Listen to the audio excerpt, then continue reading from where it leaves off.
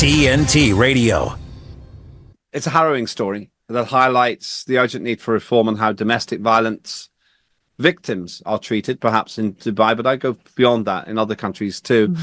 Joining us is Radha Stirling from Detained in Dubai, who's been tirelessly advocating for Tori Towey, an Emirates Airlines cabin crew member from Ireland. Tori, a victim of severe domestic abuse, faced attempted suicide charges instead of receiving the help that I imagine that she really needed. Well, Tori's now been released. Her ordeal does shed quite a lot of light on the system that seems to punish victims rather than protects them. Radha, thanks for being with us today. Tell us the essence of the story. What happened to her, and what was she being accused of? What was she being accused of? I know it's quite an absurd one, and I think there's a lot of international interest in it because it's just so, you wouldn't think that this could happen to someone. But Tori went to Dubai taking a job with Emirates Airlines and quickly met and married a South African gentleman. And very soon after they got married, he became really abusive, financially, emotionally, and then to the point where he beat her up for many hours, told her that he was going to kill her slowly. And it was only due to neighbours intervening that she ended up being escorted to the hospital by police, and some really grueling photos of her were taken that showed the extent of the physical abuse that she'd suffered. She opened a police complaint against him at the time, but unfortunately he persuaded her to drop those charges against him, and she moved back into the family home, as is often the case. And her mother was very concerned at this point. She was contacting the Irish embassy saying, can you please help in this situation? And it was very soon after that that the same thing happened again. He became abusive. He accused her of having an affair, which she wasn't. And she knew that he was going to start the very brutal attack on her again. So rather than go through that and perhaps be killed slowly by him, she ran upstairs and locked the bathroom door, wrapped a cord around her neck. And that's the last thing she remembers. She woke up with paramedics and police over her. But rather than taking her to the hospital, they took her to the police station and they held her there for hours. I think it was 7 hours that she was held there. She was asking them why, what's happening, and they wouldn't tell her. Her mother straight away got on a flight over to the UAE to see her, and they went to the prosecutor's office together. And he said that she was being charged, or she had been charged, with drinking alcohol, and also attempted suicide, both of which have historically been illegal in the UAE. It's not the first suicide case I've dealt with. I've had clients who have spent more than a year in prison after attempting to take their own lives. So that in itself is, it's just not the way that you deal with someone who's going through, obviously, a very traumatic time in their lives. Imagine that. You're basically being physically abused, a matter beyond dispute. You've tried to take your own life to escape the abuse, and then you get charged. Unbelievable. Charged, and, with something that could have ended with 2 to 4 years in prison. And this is in spite of the UAE claiming that they had decriminalised alcohol, decriminalised attempted suicide. But look, the proof is that she was charged, and I just validated it. I went onto the DPP's website and just made sure 100% that this was accurate, and it was. They contacted me, Tori and her mother contacted me over the weekend and asked for help. And they had a court hearing that was coming up next week, and I knew that we had to act fast. So we created a case study, a press release, and got that out, and then immediately contacted various members of her, local MP equivalents in Ireland, and asked them to step in and encourage the Irish embassy to actually do something to help her, to speak to their Ministry of Foreign Affairs, to raise it to the Prime Minister. And I was pleasantly surprised, actually, because it doesn't always work this way.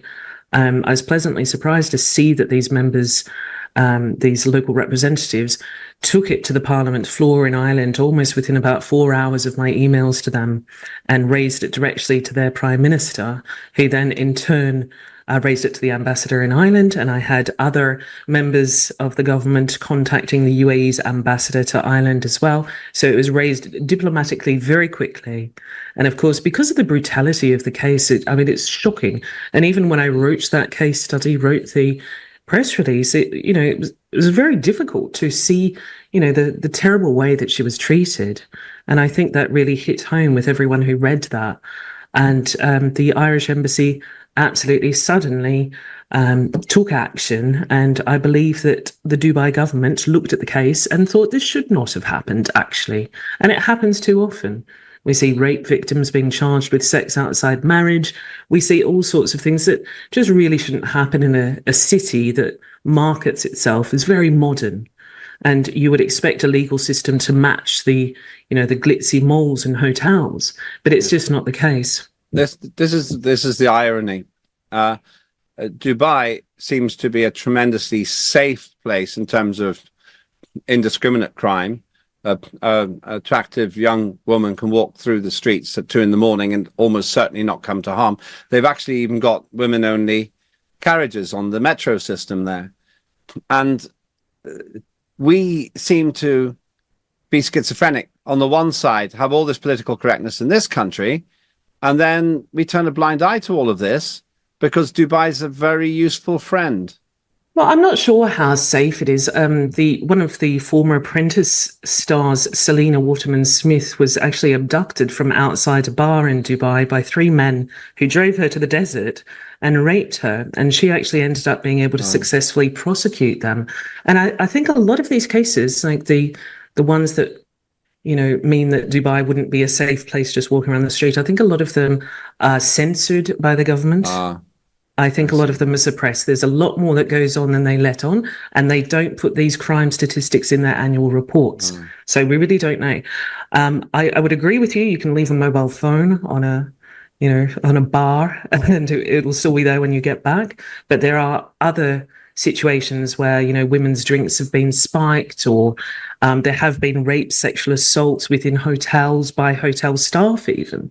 So we've seen a lot over the years, and most of that isn't reported because sexual assault victims and other victims of crime don't necessarily want to come forward and have the whole world looking at that in the media. Especially if you're going to be prosecuted yourself in certain circumstances for asking for it. I mean, a lot of women have called me over the years and said, I've been raped, I've been sexually assaulted, and I've had to tell them to leave the country because if you report it, you might yourself be charged. So they go home and then they try to take action there diplomatically, try to get some sort of justice, and it's just not possible. But it probably wouldn't be possible through their legal system either.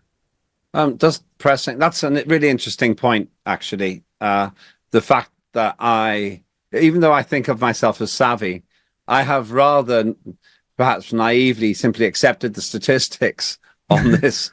It never ceases to amaze me that even though I try to be on the ball, I myself have been potentially duped by the fact that the people who are most responsible for the problem are also responsible for the statistics.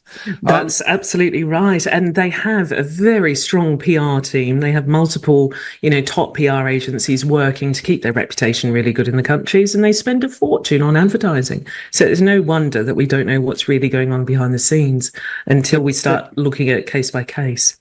They built a whole new airport in the desert, which I've gone to look at, actually. Very impressive structure, comparable to the other Dubai airport, clearly intending to make themselves the global hub. In many ways, they already are. But I'm guessing from what you're saying, Radha, that, well, if you work hard enough, and if you personally work hard enough, you can get some degree of justice. Essentially, am I right in saying that the West is reticent to cause trouble for Dubai because they're so handy? Absolutely. And this has been a really big problem, I think, with the UK government over the years, that they really have focused on those trade and security agreements rather than citizens. They've been mostly inactive on any situations that have come their way. And usually we end up resolving it ourselves and through, our own diplomatic methods, as well as coupled with the media. And that's in the complete absence of any assistance from the UK Foreign Office or the embassy in Dubai. So, I mean, that's sort of disappointing as well, that those trade agreements are being prioritized. We have trade agreements with every country in the world. That doesn't mean that we should absolutely just give them free range to do whatever they want. When we see a case of severe injustice, whether it's, you know, someone being beaten or tortured by police in detention and, you know, significant human rights violations, I mean, that warrants a strong, you know, diplomatic solution. And they have weakened, I believe, especially over the past kind of 5 years. And that's because we are more reliant on different sort of agreements, diplomatic agreements and friendships with other countries. And the UAE is very neutral, but they're also, you know, they're feeling a lot more confident, I think, with, especially over the past few years with the Biden administration. And there has been sort of dwindling US influence within the region. And that's reflected in the way citizens are treated in that country as well. Last question. We have a new government, Labour government now, new Prime Minister.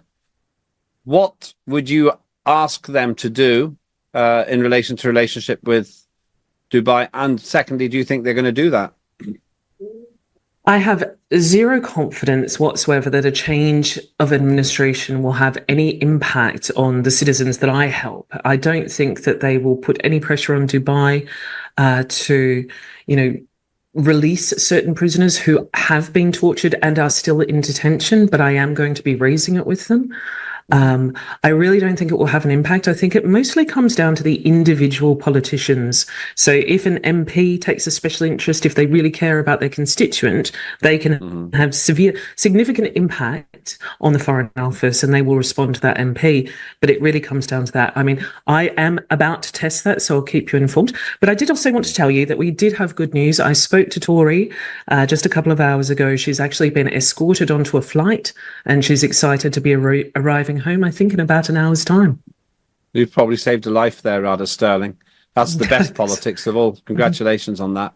Please do let us know as things develop. Always interesting to speak with you, and it's a subject very close to my heart. That is Radha Stirling, who is making a practical difference one by one in a country that we claim to be friends with, and we turn a blind eye to behaviour which would be completely unacceptable in Britain, I would like to think.